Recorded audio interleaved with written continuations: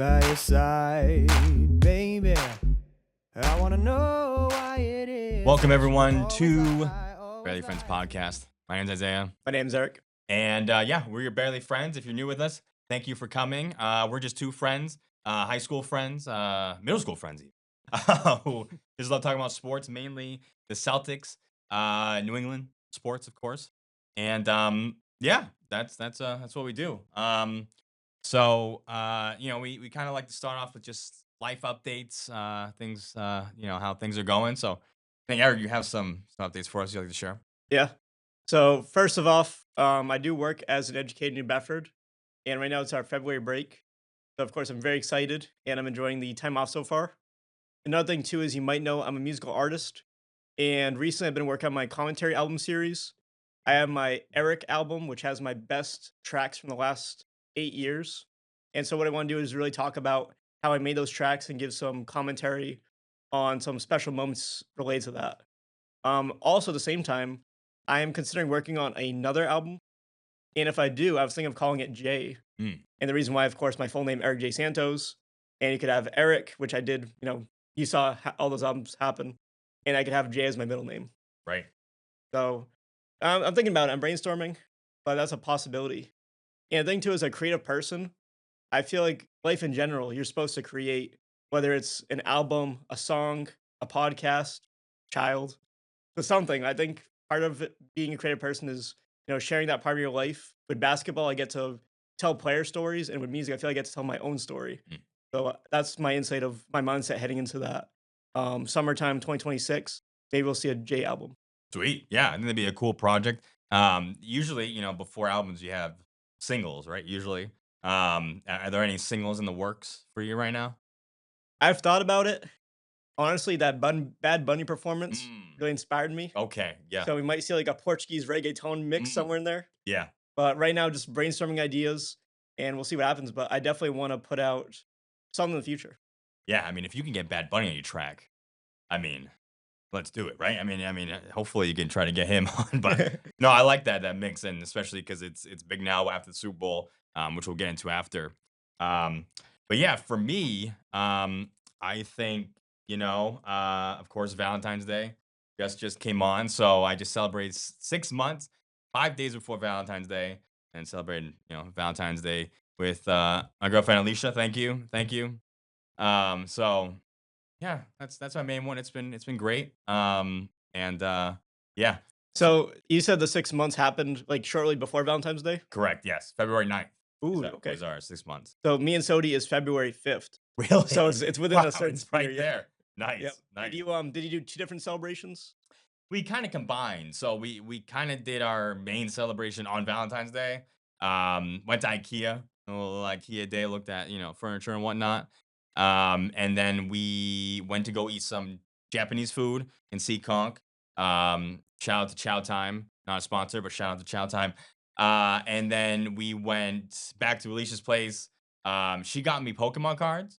So she got me chocolate and some Pokemon cards. We opened those up. We got a nice, cool card. I wish I got a picture, but a cool card, new Pokemon. I forget the name, but it was a nice design, art, very artistic. And then we were going to there's like streamers that we watched that open cards, and we were gonna buy a pack, but we were tired, so we not doing that. But that was pretty much Valentine's 6 month celebration. Yeah, sounds pretty cool. For sure. And a lot happens in 6 months, right? Patriots 6 months ago weren't the best team. Yep. And now the Super Bowl runner-ups. So, it's nothing to gawk at. 6 months is a long time. For sure. It's pretty wild too. It feels like it's flown by. I can think about, pretty much every month leading up to this, and all things have been good. So hey, you and Sodi do anything for Valentine's Day? So traditionally, and you've been part of this too. Oh yeah. Yeah, But my tell family- fans, I know. Yeah. Yep, they go to Wendy's every year. Yep. My family right now is in Florida, so wasn't able to eat with my mom, dad, and brother. But me and Sodi did go by Wendy's. We got our Dave single meal, and afterwards we went to see the Iron Lung at AMC Theater. Well, picture show in Fall River. Oh yes, yep. But it was a decent movie, nice, relaxing Valentine's Day. Yep. And we got to have that Wendy's tradition. Nice. Yeah. Are you still liking Wendy's? And we're gonna do our content real quick. But are you still liking Wendy's? Because I don't know. I feel like it's falling off for me. So the honest answer is I'd say Wendy's is the most tolerable for me. Mm, So it's not necessarily the best food, but compared to Burger King, McDonald's, I feel like it's the healthier option. okay, sure, sure. Yeah, Burger King, I can forget that. It's really McDonald's and Wendy's at this point. So, Yeah. yeah, burger. I mean, McDonald's just came out with a new burger, and kind of fell in love with it. Now I'm kind of back on the McDonald's train. But we'll see. Wendy's nuggets are solid. Yeah, So, yeah, yeah, it's decent for what it is, I think. for sure, absolutely. All right, let's get into our content here. um, Let us start with football. Now, most of you know, even if you're probably not a football fan, but the Patriots made it to Super Bowl and, got blown out pretty much. That final score of, I forget. I think we had Was it 29-13? 29-13. Yes, yes. So it looks close or closer, but really, Seahawks were dominant that whole game, and we just weren't ready. We have a lot of young guys. Our offensive line, two guys on the left side are rookies. So and first year coach, even though he's coached before, but I mean, getting the Super Bowl, huge accomplishment. No one thought we were gonna make it, and we made it this far. So, but I mean, there's got to be always someone to blame, right? In this, so Eric, who do you think's to blame in this loss? Well, I think there's a couple factors. We talked about Mike Vrabel. It's his first year. As you mentioned, he's experienced. He's also coach of the year. I don't know if I can really put blame on him, but you look at Drake May. He's like 23-ish years old.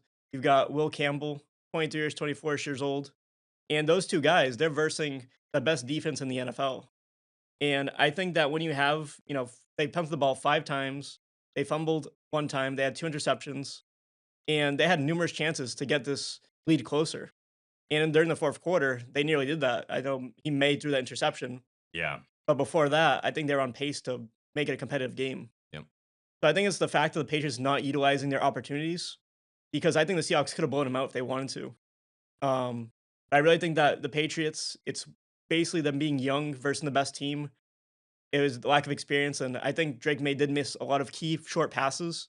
And there were some times where they ran the ball where they really could have passed it, and just the playmaking wasn't the best. So I would put it mostly on Drake May. Yeah, I agree with you to an extent.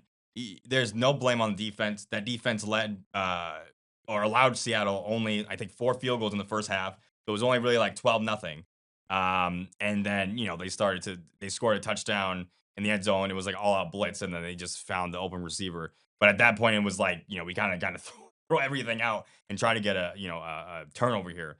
But I'm gonna lean toward Josh McDaniels, and I would say just because I felt like the 3 games leading up to the Patriots, to that Super Bowl, it was the same issues. It was Drake May being uh, taking a super long time in the pocket and then getting sacked or a fumble happening. There was like 5 fumbles in one of those AFC playoff games. And it was similar. It was just taking a long time to figure out reads and finding short pass. So I felt like there should have been better routes for him, shorter routes where he could find the receiver quick. But I mean, look, that Seattle defense is the best in the league, and they proved it. And so it was going to be really hard to game plan for that. But I'm gonna, I think Josh McDaniels and then Drake May for me. I think Yep. those two. And I think if we're throwing anyone in there too, Will Campbell, I know he's young. I know he's still learning to be a leader on the field. But part of it too is he's protecting Drake May, and Drake May was not protected. Nope. They had 6 sacks against Drake May, and that definitely was a contributing factor. So yeah, Drake May didn't make some accurate passes, and some game plans weren't the best calls. But also Will Campbell, like, yes, he's versing these players who are more experienced and are the best in the league, but unfortunately, it's his burden to take on. Yeah, he was not great. He was getting shoved around legitimately. I mean, I think again they should have had some help with a tight end or a running back to help block. But again, I mean, we were outnumbered the whole line, so you couldn't really add. Everyone needed help, and you can't do that. So, yeah, I agree. Will has to learn a lot. I think I saw in the news for us that he's going to be in the same position next year.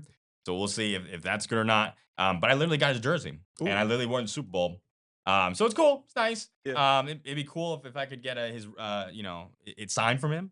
Ooh, yeah. But he's got to play better. I don't want it signed if he sucks. I don't want it signed if it sucks.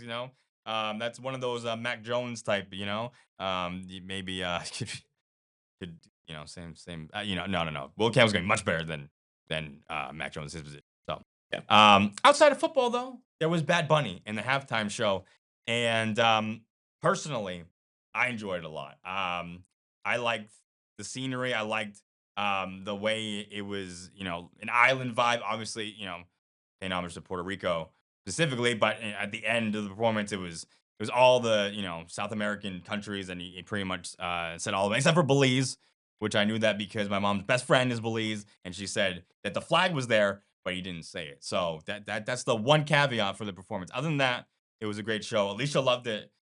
She was emotional, and for good reason, and shows she had a good time. But I that was one of the best performances, not the best performances I've seen in a halftime show. Definitely, yeah. I'm not Puerto Rican, and I felt proud of There you go. it. There you go. So, Right. putting Alicia and Sodi aside, like, I think that was a great display of cultural relevance of culture. And Bad Bunny, as you mentioned, they had a great homage to his land, his island, a lot of great scenery. I think the songs he picked were a great choice. I guess my only critique is I felt like his final song, DTMF, was a bit short, Mm, but the final sequence where they had all the flags together and people just excited around him, I thought that was a great scenery and probably one of the best scenes I've seen in recent history. yeah. Just thinking about Rihanna, The Weeknd, it's really not a knock on them. But I feel like I didn't really get that wow factor with their performances. And with Bad Bunny from start to finish, I feel like it was just big cultural display where you saw the very best of what is to come. Right. Big word, or the main theme was culture. I think like most other performances in the Super Bowl is just like their artistry and their songs, right? And then how to creatively put a performance in, one of the biggest stages that's presented to someone. So I think Bad Dunny 10 out of 10 did that spot on. And I think Kendrick Lamar is another person who uh did culture in a way where he wanted to represent it, but yeah, I think Bad Bunny was just creative, and again, he was like, if you don't know English, I don't care. Like you're gonna Yeah. dance to my music, and that's what happened. So And the other thing too is we just talked about this, that there was the alternative Kid Rock performance. And I know there's a lot of people who are upset, like, oh, the show's gonna be in all in Spanish. We're not gonna know the lyrics. yeah, Well, they had Lady Gaga singing in English on the stage. yep, So you may not be a fan of Lady Gaga, but you heard his song for that like 3 minute period. So I feel like that was a good way to like um cater to that audience who are looking for that English language song. yep. I know my dad's a big fan of Lady Gaga. A lot of people I know like Lady Gaga, and I feel like she was a good cameo for that type of performance. Yeah, I didn't expect her to come on with Bad Bunny, but I think she did a great job with that song because I think that song was actually Bruno's, but like nonetheless, I mean, she was in the song too, so she could do that. Yeah. So it was really good. I think that one last thing too was when he gave the was it Grammy? Was that what it was, that specific trophy? I mean, he won album of the year, yeah. Right. So he gave it to the kid, and I don't know, like I think it was up for interpretation, but I think most people thought it was like him as a kid, like getting it, and like, oh, like all came full circle. So, but that was really cool. One of the things that got my attention. So, so yeah, and last but not least, the commercials right in the Super Bowl. I had some, yeah. I feel like the trend for Super Bowl commercials has been decreasing, but I don't know. This year kind of wasn't great. It wasn't the best thing, but I thought it was on the up and come. But what did you think about the commercials? I thought they were okay. I did notice a lot of AI commercials, Yeah, which I was not a huge fan of. I liked the Duncan commercial where they had all the sitcom stars of the past. They put their faces on, different figures, and it was a nice reference to like 80s, 90s. I also noticed that they had Andy Cohen from Bravo in a commercial, the one with the Nerds gummies. yes. And, Andy Bravo's on this island with these Nerds gummies. And due to recent news I've been hearing, it's just a very, I'd say, interesting spot. Where I was like, what are these nerds doing on the island? Yeah. So that stood out to me. And a couple people I was watching with, like, they got the same reaction I did. Like, did we just see that? So yeah, that really stood out to me. Yeah. I like the Duncan one. I for sure liked all, Brady being there at the end, you know, came out of nowhere. Jennifer Aniston, like a ton of very well known actors and sports figures in that commercial. The one that got myself and everyone in the room was the Coinbase one, and I don't know if you remember that, but it was karaoke, and I forget the song, but like it was just it was just regular karaoke, like everyone was singing the song, and then the last drop where you thought like, oh, this is where like the biggest part of the song came on, and then it was just like Coinbase.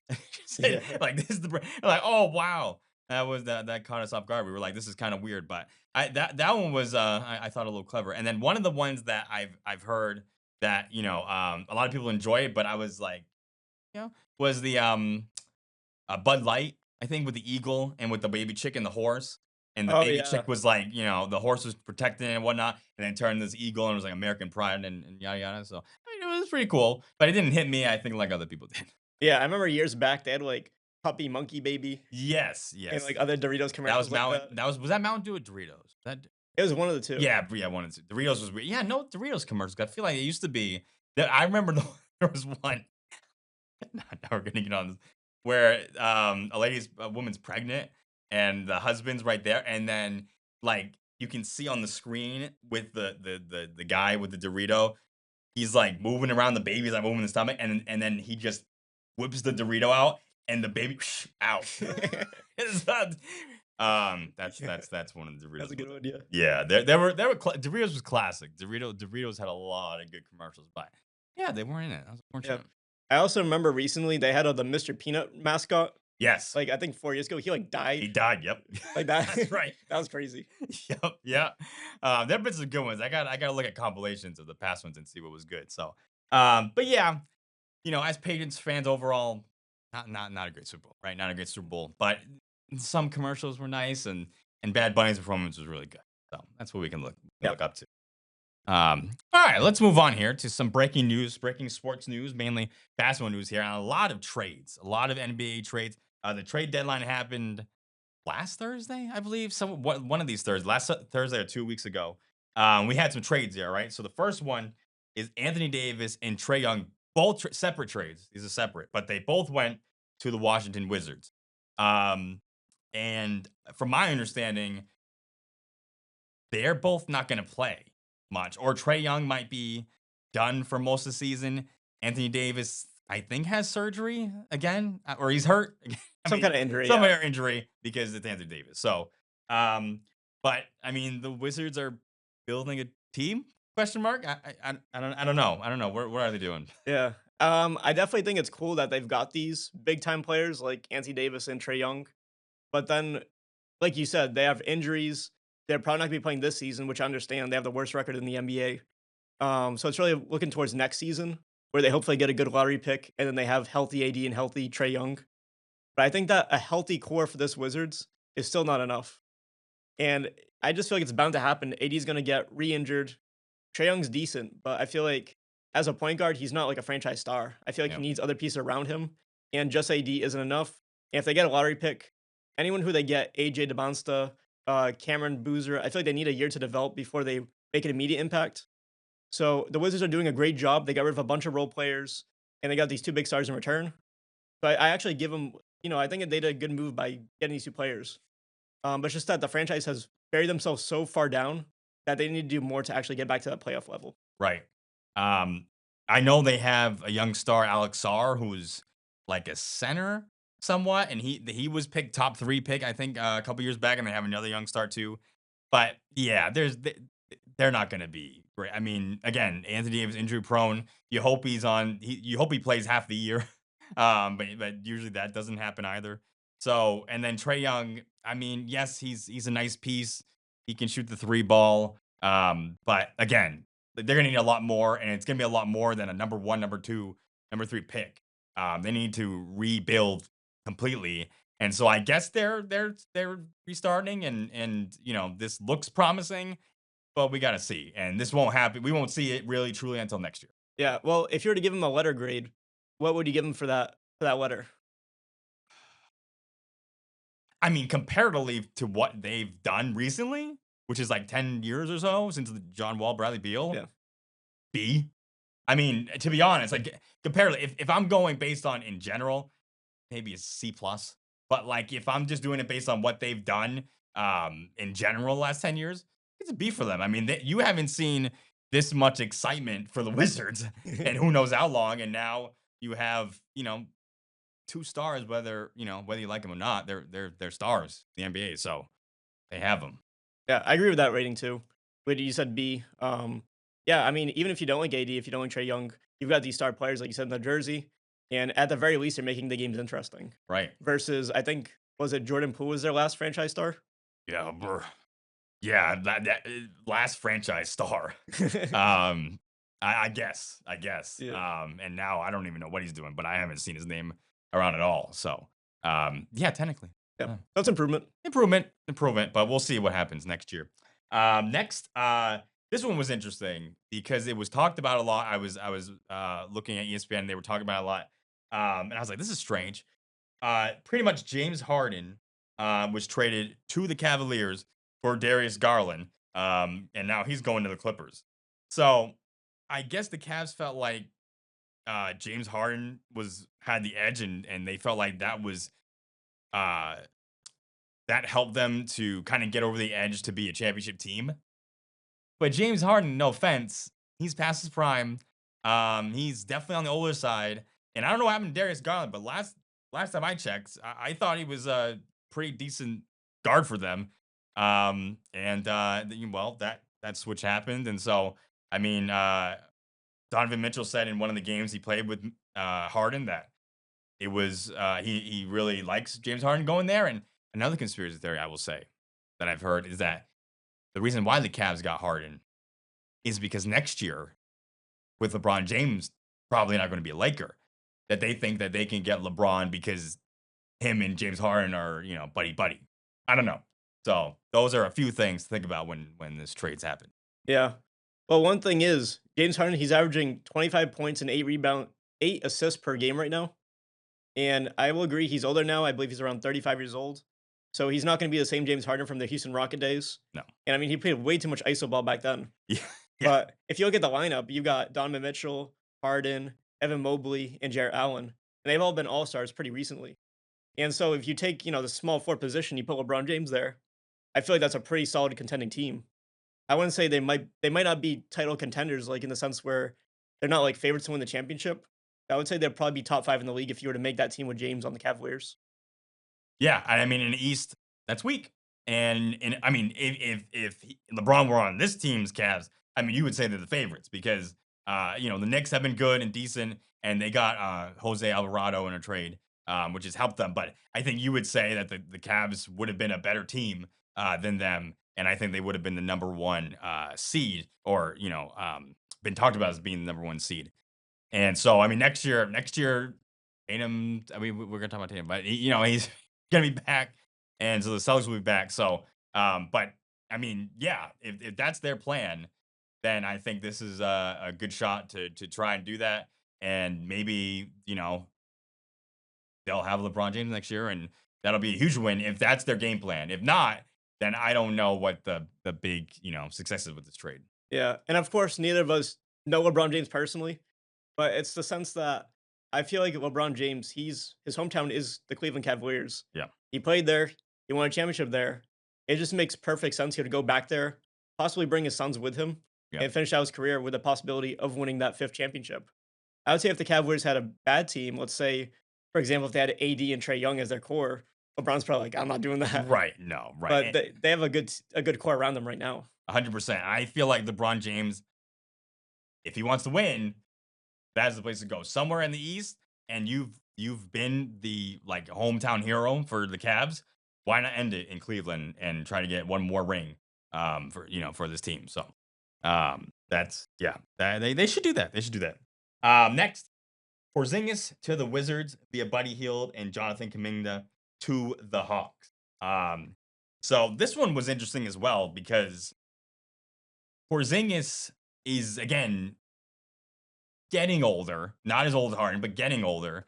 And what the Warriors have with Green and Curry, they're past their prime.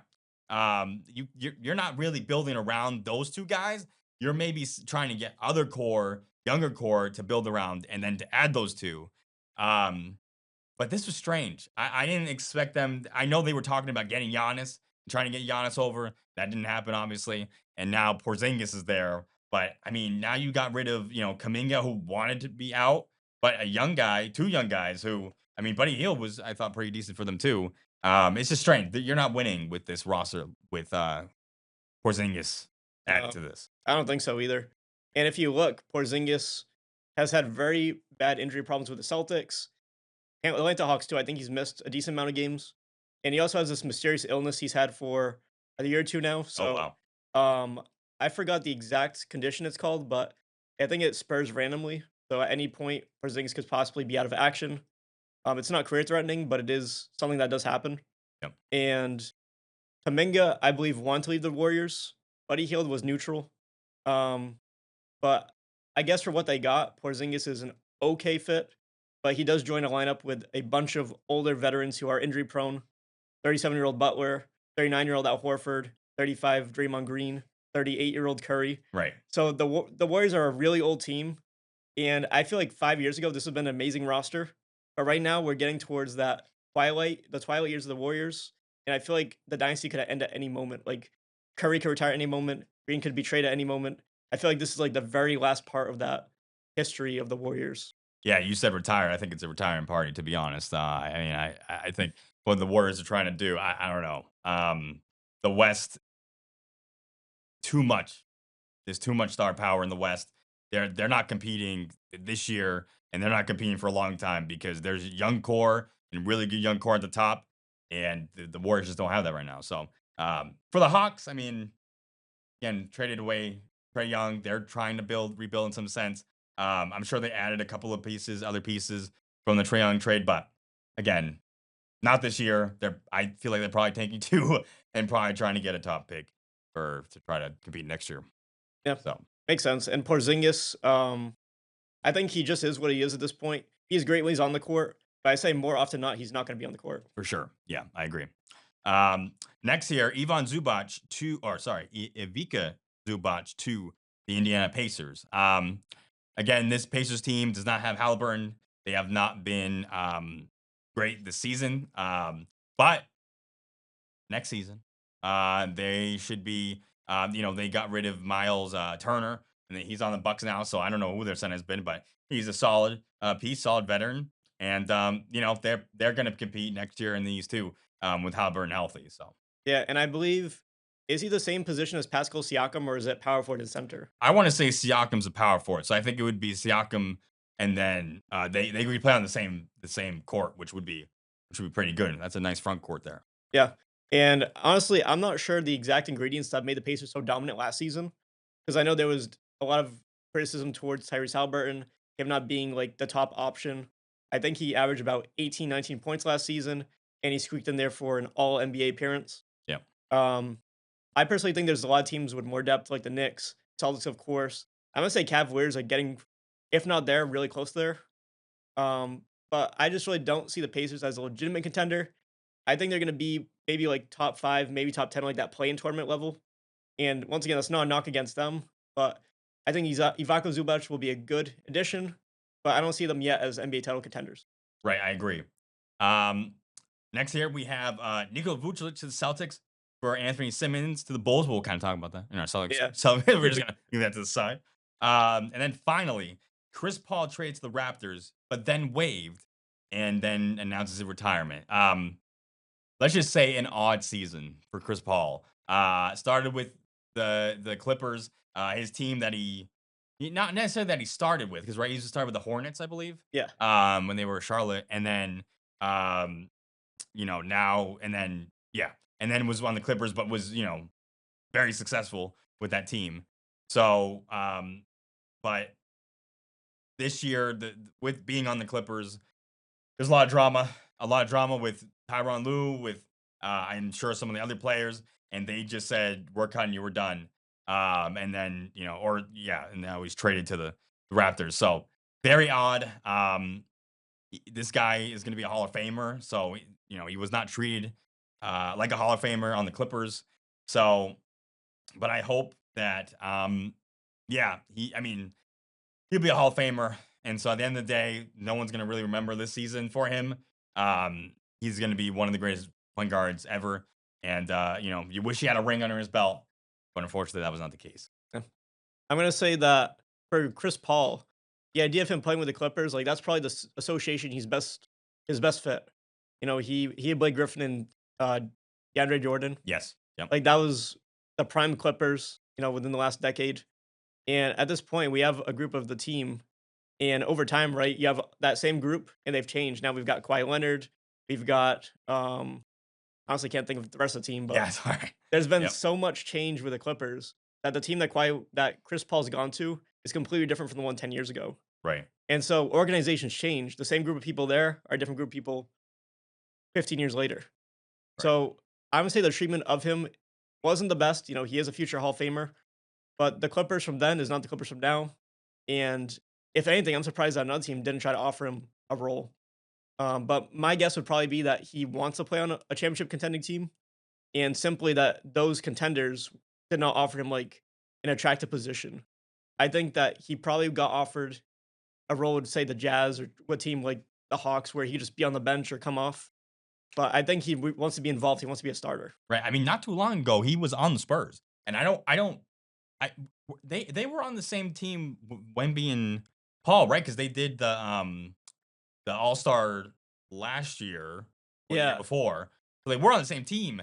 If he just waited another year, and he probably wanted to play more and probably wanted more say in the team or whatever. But if he waited another year, this was the year for the Spurs, and he could have had a good chance of winning with that team. But is what it is. He's a Hall of Famer nonetheless. And so I hope everything is well with him and he gets in the Hall of Fame soon. yeah. Yeah. So Best of luck. best of luck. Best of luck, Chris. All right. Let's move on here. Talk about, speaking of All-Star weekend, let's talk about the last All-Star weekend. Um, kind of good or better. Let me not say maybe good is not the right word, but better. Now I say that not watching Yeah. not watching at all the All-Star weekend, just commentary about the All-Star weekend. But the main thing that was, I think, good was this the new edition of the All-Star game, which was this round robin tourney, 2 USA teams, 1 international team. And it looked good. Anthony Edwards came out MVP, had like 32 points amongst all the games he played. And it was pretty much like a 1 quarter game where you're just trying to score to win like 12 minutes. And but it seemed successful as what it's what I've heard. Mhm. So yeah, did you watch any of it? I watch bits and pieces here and there. Okay. The issue is it was on Valentine's Day, so Right, got to prioritize Sodi, Alicia, of course, 100%. Yeah. yeah. But it was actually the most watched in the last 15 years. Yeah, which is So crazy. Especially we're gonna get into it later, but the dunk-ons with no Mac McClung.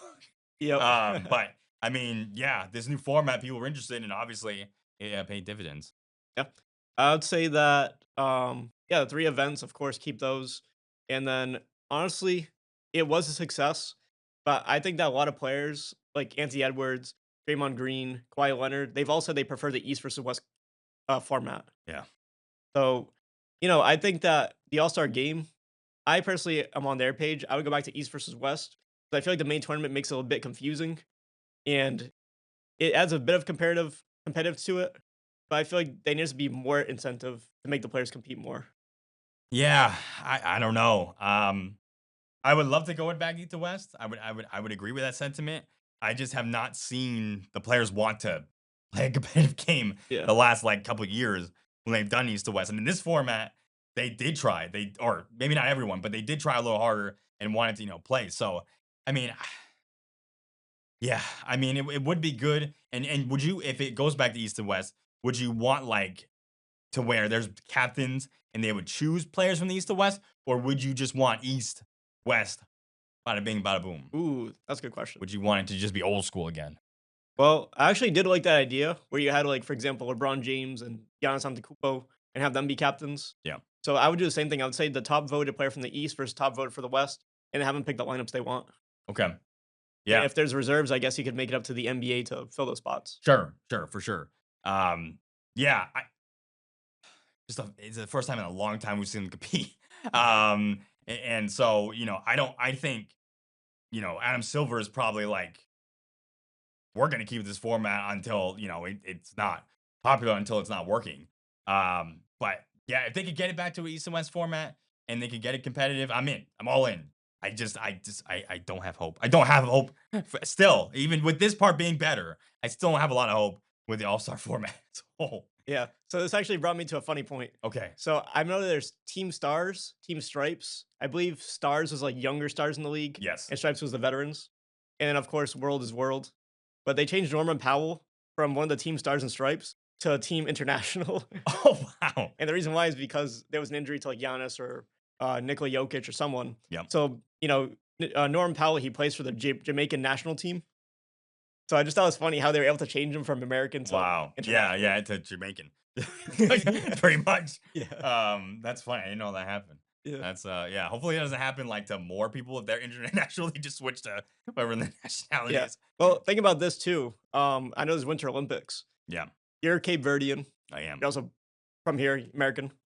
So if you had the option, would you represent Cape Verde or United States in the Olympics? That's a good question. That's a good question. See, the problem is if I represent Cape Verde, what events am I gonna be doing? Right? Like what events? Like right now we're in soccer. We got in like, I don't know if I want to say I don't know what I want to say, but we got in for I think the first time ever. I saw Cape Verde, I feel like, in some Summer Olympic games, but like we're not a lot, not many, right? So like what am I gonna be doing? I feel like it would have to be niche things. Whereas America, but then if I'm on well, let's just say I get on team, I'm talented enough. I feel like I wouldn't be because there's too much talent in America. I would have a better chance going to Cape Verde and be on the team. But if I were on America, there's just more chances of winning and more chances of, doing different competitions. But understanding all that, I think my decision would be Cape Verde just for pride itself and trying to win some medals for my country. America's my country too, but feel a little more pride in Cape Verde if I were to go there. So Yeah, and that's especially New Bedford. I feel like it is like largely Portuguese and Cape Verdean. mhm. So kind of had the same sentiments where, yes, I was born here. I have a lot of American pride, but I also have a lot of Portuguese pride. Yep. So also considering the opportunities, like United States has the best athletes in the world. A place like Portugal, pretty good at soccer, but anything else, like not the best at. Sure. So same sentiment. I would want to, represent my second home in some kind of event like that. Yeah, that's a good question. Yeah, you made me think about that a little bit, but I would say Cape Verde. Cape Verde for sure. 3-point contest. Damian Lillard, no pun intended, won his third, I believe, contest.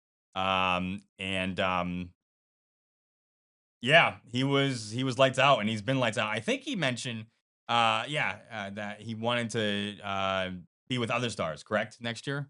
He wants to come back and do it again. Yeah. Okay, yeah. Who are those other stars? So this is actually it's a challenge from Stephen Curry. Oh, okay. So Curry wants to do it next year with Lillard, Klay Thompson, and Kevin Durant. Okay. I'd So see that. yeah. If it happens, because people have said, "Oh, let's do the dunk contest," and then nothing comes out of it. None of these big stars. So, but that I would watch that 3-point contest for sure. Absolutely. If it doesn't land on Valentine's Day, I would watch it for sure. Yeah, So and I feel like that 3-point contest, like out of the 3 challenges, dunk, skills, and the other one, like that 3-point contest is the one that has the most stars in it. right. So it's actually starting to replace the dunk contest for being the most popular event. Yep. And we already talked about if Curry's in there, easily, he's the face of the NBA besides LeBron. So right there, that's your publicity, that's your popularity. Yep. That's what everyone wants to watch. And if they publicize it where it's like, look at the 3-point contest, this is the one you should watch, then it should get a lot of attention. So, and then the dunk contest. I saw highlights. I saw the kid who won on the Miami Heat, Kishad. I don't know if I said that right, Johnson. And then I saw another kid doing another dunk too. I feel like they just literally did the same dunk, just from different. One guy did it under his legs, and from the front, the other he did it on the side, and I mean, yeah. You know what's funny because I've watched big name ESPN people or big name sports people, analysts say that, oh man, like there's no more creative dunks. Like everyone's done everything. Like no one can do, what Mac McClung literally did like was it three or two or three dunk contests? Yeah, he's done Um, 3 at this point. and like he's won, and it's been like new dunks. No one's like seen this, and again, he's short, so like that adds to it that he can jump as high as he can. But like he did mostly new dunks that no one has ever seen before. So I beg to differ that there's like it's not about creativity. I just think it's more so like there's no faith in having all stars, no names in this event, and yeah, it's just stale now. Yeah. Dunk contest is arguably the worst part of the All-Star game now. Yeah, I remember the last episode we did, I said the same thing. I feel like this is probably gonna be all G leaguers and rookies who are doing this contest. And that was before knowing any of the entrants. Yep. And Matt McClung, I feel like it's okay if he didn't want to do it. Like he's a person, it's up to him if he wants to do it. But I feel like morally, like he should uphold that competitive nature and go for that fourth title. Yep. And I feel like a lot of people would have wanted to see that. And regardless if Johnson won, in my mind, I'm gonna think, well, McClung would have beat Johnson. For sure. And of course, it's a hypothetical, but just going off those 3 titles and knowing what he's done at his height and at his skill level, I feel like, McClung needs to come back to this contest, and we need to get more stars against him. Yeah, I mean next year they might be clanging his name, no pun intended, for getting Mac McClung to come back, for ratings and whatnot. I don't know if it's personal issues. I don't know if it's just because he didn't want to be in the contest, whatever. Ooh. Um, They said that he declined it because he felt like it was intimidating to the stars from joining. that's wild. That's Yep. wild. So that's twofold. One, it's not intimidating to the stars because the stars just won't join. Yeah. Man, that's my only point. But yeah, no, that doesn't matter. They're not intimidated. They just don't want to do it. Yeah. So And the thing is, he decided not to do it, and then no stars joined. right. It's not a star issue. It's not an intimidation factor. They just don't want to get hurt. Which have we ever seen? Actually, now thinking about it, have we ever seen an injury from the dunk contest? I think there was one occurrence back in Okay. 2000. Tracy McGrady like hit his hand on the rim or something, Okay, but that was like the one thing. right. Like I think back, like, oh my gosh, there's injuries all the time. No, like what are we talking about? Injuries in the All-Star game? There's not injuries that happen. You know what? Next episode, I want to get stats, and I want to see how many people are injured. Like in the last 5-10 years, I want to see how many stars get injured in the All-Star game, and then see how much of a hoax this is. Yeah, debunk it. Debunk it for sure. Yeah. Yes. All right. The Celtics are still doing good. I don't have the record off the top of my head, but I believe they are still top 3. Top 2. Top 2. Oh, top 2. Second. Excuse me. Second in the league. So that has been great. We have Tatum, who has been training with the Celtics coaching staff and the main Celtics. There has been debate about whether he's going to come back this year or not. Look, for me, I would like him to come back if he feels that he can come back 100%. And so I hope that he feels 100% healthy and he can come back because I think we could have a good chance of winning the East for sure and being competitive. But I don't want if there's a slight chance of him re-injuring anything, stay home. We're second in the East. We'll still have a chance, right? We'll still have a chance in this. Jaylen Brown, I think, can do enough to help us through the way. So he needs to be confident in coming back and healthy in my estimation. For sure, yeah. I feel like we're in a rare position where the Celtics don't have to put Tatum on the court. Like you said, second place in the East. We don't need Tatum right now. I would say if he does feel ready and he wants to come back and compete, then let him come in on a 20-minute restriction and don't do anything crazy. Like, don't force himself into the basket. Like, don't do anything that would cause injury. Like, just play safe, get there for some experience, and understand that in April, we need you for the playoffs. That's when it matters. Yeah. So I know that suspiciously, the NBA changed the Celtics versus 76ers matchup for March 1st from 6 p.m. to 8 p.m. on national television. Okay.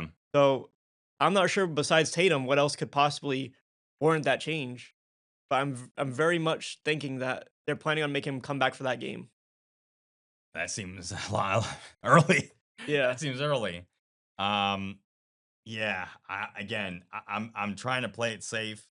I'm not concerned. We're not like 6th, 7th. I didn't mean to do that. Ooh. I promise I did not do that. Guys, I got to do it. We're not in a position where we need him back desperately. So I think just keep him as much like I know we want him to be basketball ready too, so you want him to play some games in regular season so that he feels up to it. But push it out as far as you can. I mean, again, if he feels healthy and he says I'm ready to go, then let him go March 1st. But I hope they're not just doing it just to I don't know. I don't know what other like Tatum wouldn't be stupid enough to come in if he doesn't feel healthy. So I don't think he would be unwise. I just be wise is all I'm saying. Be wise. So Yeah, hopefully. I believe his training has been going well. He's progressing. And there's a lot of stars in the league, like Damian Lillard and Tyrese Halliburton, who are going to be out on injury the whole season. mm, So the fact that Tatum's coming back at all is a really good, thing for him. It's a really good credit for his recovery process. But right now, we don't need Tatum. If we were like maybe 7th or 8th, I didn't say 6th, but if we yep. were 7th or 8th around that level, then we definitely need him to make that push. But we're in a position where we are lucky to just kind of like sit back, still play, still keep that motivation going, but not try to force anything. I totally agree. And we just got a good piece and a big man, Nikola Vucevic from the Bulls. We traded away Anthony Simmons, or Simon, sorry. And at first, when looking at this trade, I thought Simons was kind of, one of our pieces to score. And he wouldn't facilitate. I mean, he was kind of more of a catch and shoot or, kind of one-on-one kind of guy. So when I thought when they traded him away, I was a little worried about the offensive productivity. But then Vucevic can also still score. He's old, I think. What is he? 35. Yeah. He can still score and do his thing. I just thought productivity would be lost there, but we finally got a center. Finally got a center besides Porzingis. And I think that is what was needed. And to trade Simons away, if that's what was needed, then and we had to do it. So Yeah, 100%. I would give that trade an A+ rating. Simons, he was on the bench. He was coming in. He was a great scorer when he was on the court, but we just simply had too much guard depth. We had Peyton Pritchard, Derek White. They can hold it down as point guard and shooting guard. And besides them, it's very easy in the NBA to find good quality guards. It's much harder to find a really good center. And Neemias Queta did his job. He came in as someone on the rise, and I felt like he held down the role pretty well. But I think if you're going to compete for a championship, I'd rather have a veteran there, 35-year-old Vucevic, who's averaging 17 points, 9 rebounds per game. He has experience. He's been very healthy on the court. He's, I think, played in most games this season. And he's not quite like Porzingis, like he doesn't have the three-point ability, but he's really good inside, and he adds that defensive pressure where the Celtics might need it that they haven't had it before. yeah, and I think Vucevic can still shoot a little bit. He's not Porzingis like you said, but he can shoot a little bit. So that Missoula loves that. Yeah. You have a center that can shoot a three. He'll want that for sure. So this looks good. I don't know what the contract looks like. I don't know how many years we're gonna have him for, but I hope for a good bit. And I think now it's just a solid. We have point guard, shooting guard, small forward, power forward, kind of, sorta. That's going to be Tatum when he comes back. Right, Tatum when he comes back. So when he comes back, then that's kind of solidified. So look, if you wanted to, if we're like having a big mismatch in the center position, you could put Kane and Vucevic if you want to, and have Derek White, Pritchard, and Brown, the three. So, but again, that would just be for specific matchups. But no, this is good. This is good good and I am not upset. Not upset whatsoever. Brad Stevens is doing his thing again and making moves and making the right one. So good. Yeah, I was waiting because beginning of the season, I was like, why do we have Simons on the roster? I thought he was going to like flip him really quick. But of course, we held on to him. He played. But I think that this was what he was waiting for, to get that center. I think originally they did want Ivica Zubac. Yep. And of course, he went to the Pacers. But we definitely were aiming for that big man role to pick up. Right. And maybe he wanted his value stock to be a little up, like Simons to play a little bit and to see how well he does, and then to get Vucevic there. So, yeah, good for us. Good for us for sure. All right. Next here, some splashy NBA stories around the league. And really, we only got one man in this segment here. pretty much, and it's Adam Silver, the commissioner of the NBA. But there has been a lot of controversial things happening in the NBA, mainly with um, tanking, and with tanking. I heard, and I don't know how true this stat is, but around a third of the league right now is tanking, which I have never heard that many teams tank in a season. And Adam Silver has punished a few teams, namely the Jazz and the Pacers, for conduct detrimental to lead conduct, aka tanking. I know the Jazz are very interesting too because they acquired Jared Jackson Jr. from the Grizzlies, and we're like, no, you're not playing.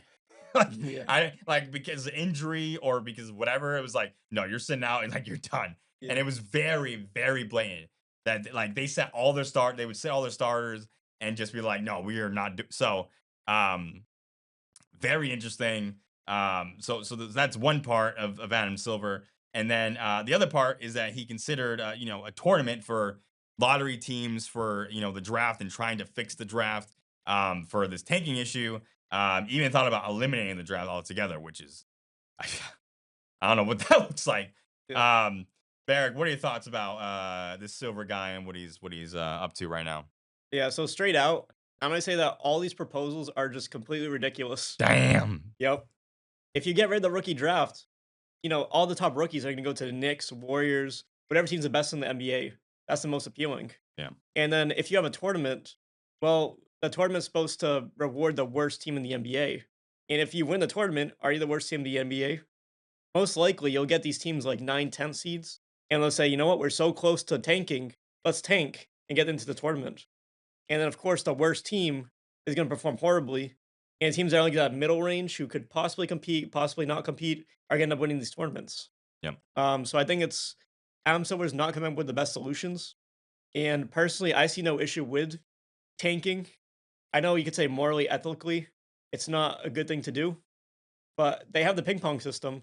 And I think in the last couple of years, the team that has had the worst record hasn't gotten the number one pick.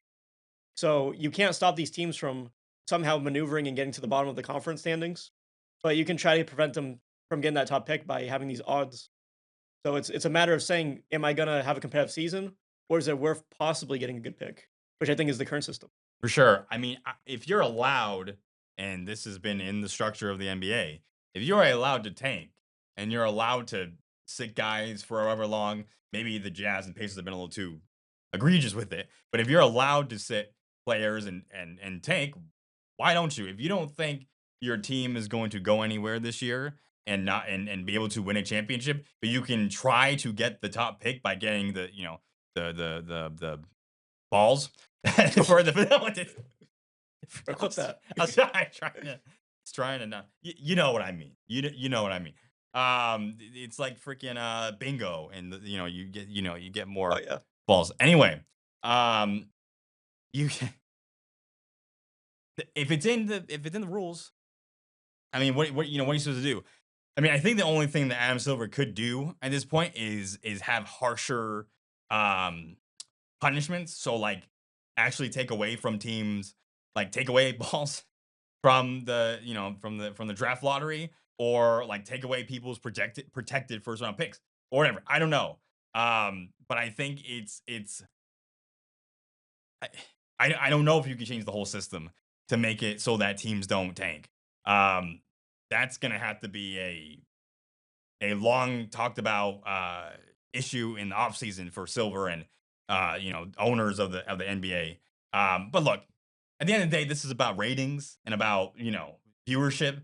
And so if you're seeing all these teams not playing their stars, and all these home teams are gonna stop going to arenas because the players that they want to see aren't playing. I mean, that's what it's about at the end of the day, and that's what Silver doesn't want to see. So Definitely, yeah. trying to work on that and fix that, I think is his goal because it's about views, which means money. Definitely.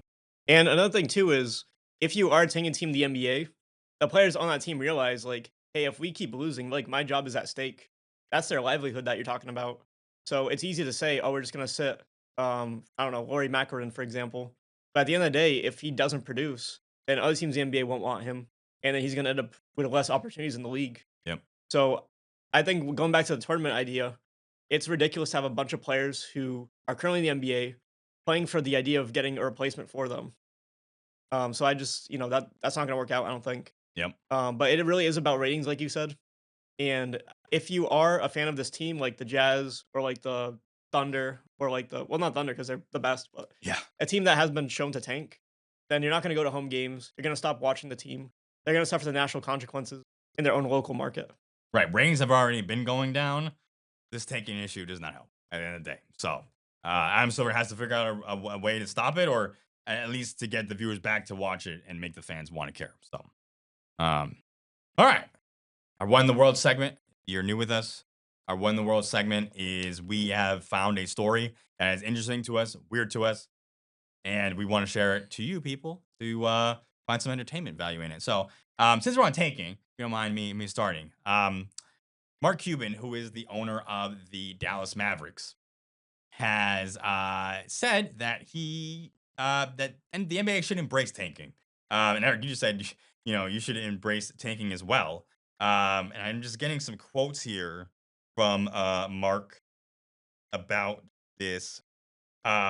So one of the things he says is, you can remember the score from the last game they saw or went to. They can't remember the dunks or shots. What they remember is who they were with, their family, friends, a date. That's what makes the experience special. He was kind of talking about, he kind of devaluing like the game itself, and it's like the fans aren't really watching the game or caring about basketball. They just are there with their friends and having a good time and having a hot dog or a hamburger or something, which is, I think, interesting. I feel like why wouldn't you just go to the movies then or something? Okay, so that's one of his quotes. The other one has an explicit. I will not say explicit, but he says the worst thing that the NBA dishes out is that if you don't lie to your fans about what you are doing, even though it's obvious to them, you get fined, and they'll threaten you with losing picks. So yeah, I think it's just interesting because he's an owner in the NBA, and he talked about also that them taking allow them to get Cooper Flag pretty much that draft lottery pick. And so it's interesting. I think it's a team by team basis for tanking, and I think fans do to a degree do care about tanking, because if their team is going to suck, why not be the best to suck if you're going to get good value at the end of the day? So it's interesting. Yeah.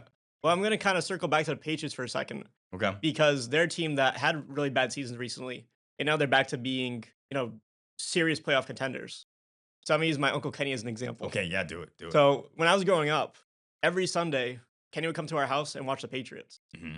And of course, we shared in the camaraderie of watching the Patriots, seeing them really good. Tom Brady, having this dynasty behind them. And then, of course, that was that infamous game. Tom Brady throws the interception. He's off to the Tampa Bay Bucks. Patriots suck for the next 4 or 5 years.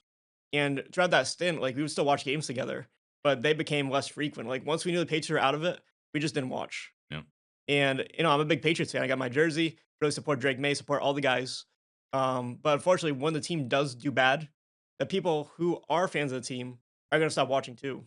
It's that emotional investment and also that chance that they could possibly still make the playoffs or still make that championship that adds value to the game too. Yep. So yes, it is great to share pizza, share hamburgers with your friends and family, and just this great kumbaya kind of thing. But if the performance is not there, it takes away from the experience.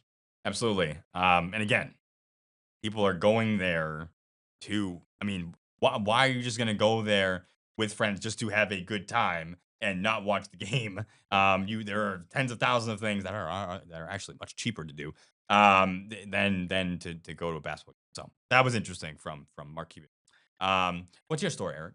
Yes. So getting back to football. Yes. The Football Hall of Fame recently had their votes for the next class 2026. Oh, they did. Yep.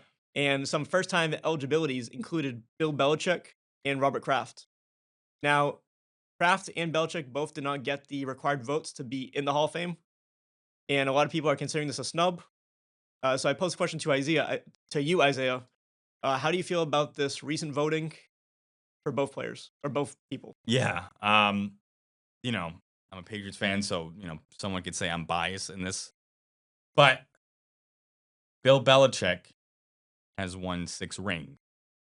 Robert Kraft has won 6 rings. No other owner or coach has ever done what they've done.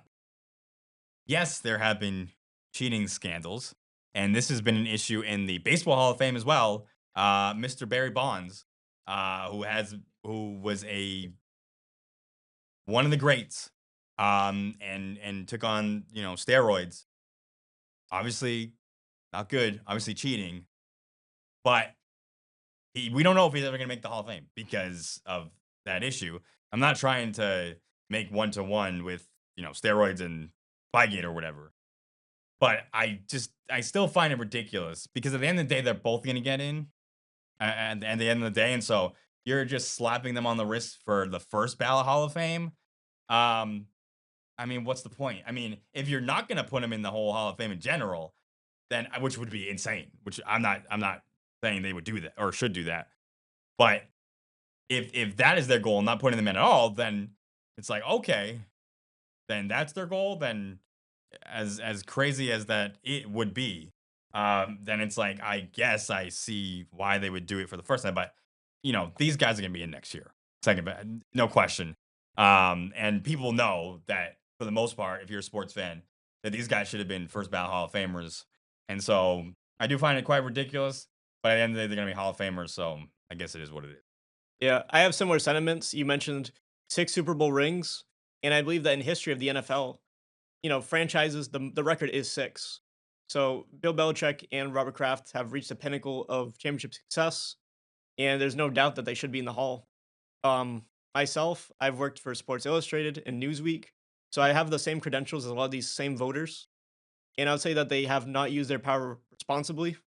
I think that it's okay if you want to vote for different people, other contributors, but if you're considering the best to do it, whether you like him or hate him, the fact is on paper that Bill Belichick has the record for most rings for a head coach. So it doesn't matter who he's dating.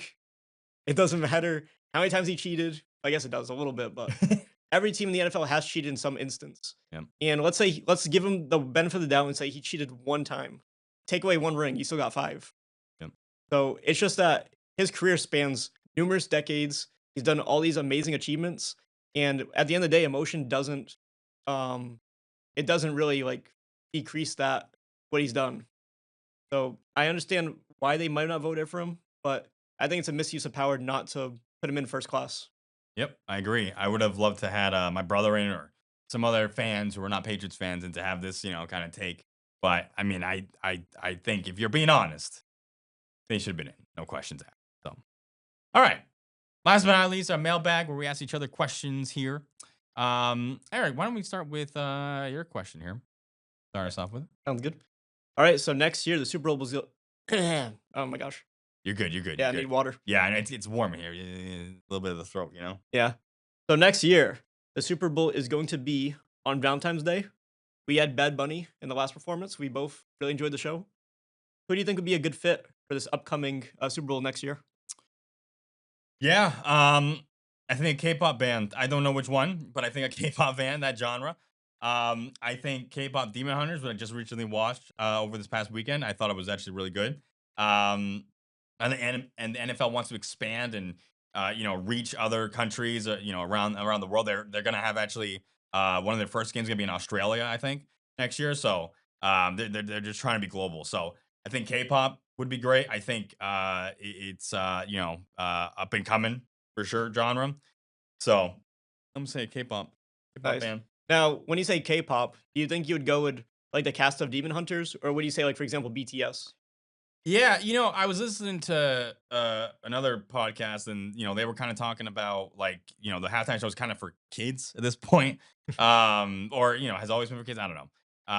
And so I'm like, the cast of the K-pop Demon, that'd be really good because again, it's a kids film. All the kids would be like, oh my gosh. So I mean, I would be interested in it because I think I'd want to see who they team up with. Like they would have other main stars with the show. So, but yeah, I don't really have other K-pop like bands in my head right now. I feel like I listen to a few, but not a ton. So I just think the genre. Yeah, actually, I think it's a pretty decent pick. Okay. Whether Thank it's BTS, whether it's K-pop Demon Hunters, like Yeah. I feel like that Asian community is very much underrepresented, and if you get BTS on that stage, like it's gonna break records in my opinion. Sure. Myself personally, we had Kendrick Lamar recently, we had Bad Bunny.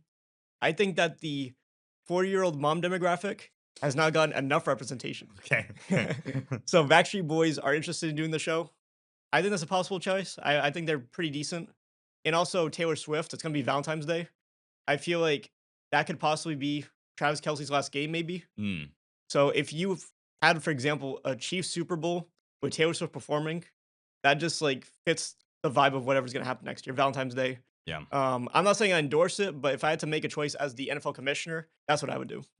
Okay. So it's not my type of music. I would go with Ed Sheeran, Sure. but Sure. Taylor Swift, that's a picker. Yeah. You gotta go with your guy, right? You gotta go with your guy. Yeah. All right. I'll go with my question here. What do you think next year's Super Bowl matchup will be? So I might steal your pick, but I definitely think the Rams this year they're very close. I think next year gonna make the hump. They're gonna be in the Super Bowl. Yeah. Okay. And on the other side of things, I really hope it's the Patriots. I'd love to see it. Yeah. But unfortunately, I think they're one and done. Mm, I think next year the Chiefs, they did have a really bad season, but I think that they're gonna regroup. They're gonna get things together. I don't see there's a chance that Travis Kelce retires. I think he's gonna come back, have at least one more season. mm. And you have Patrick Mahomes. You have the usual cast of characters.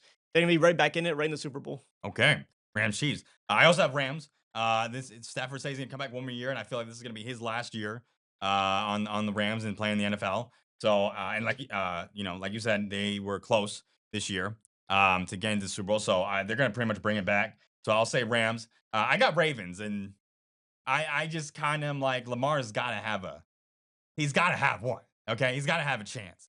They're getting a new coach, so that may be a little interesting there. But I mean, with Lamar Jackson, with Derrick Henry, like this team has to be a playoff team next year. And if they're a playoff team, they're dangerous. So I'm going Rams, Ravens, and I'm going Ravens because I want to see Lamar win a championship. So Oh yeah, that's actually same thing. I think it's one of the stacked teams in the NFL. for sure. So let's do it. Come on now, Baltimore. Come on. That is it. That's gonna be doing for us. Barely Friends episode 5. My name's Isaiah. My name's Eric. Thank you guys for watching. We appreciate it as always. We'll be back end of March-ish, end of March. And I hope you see us there. So thanks everyone. See you soon. On to March Madness. March Madness. Baby, why don't you let me in? Oh, baby, be by your side.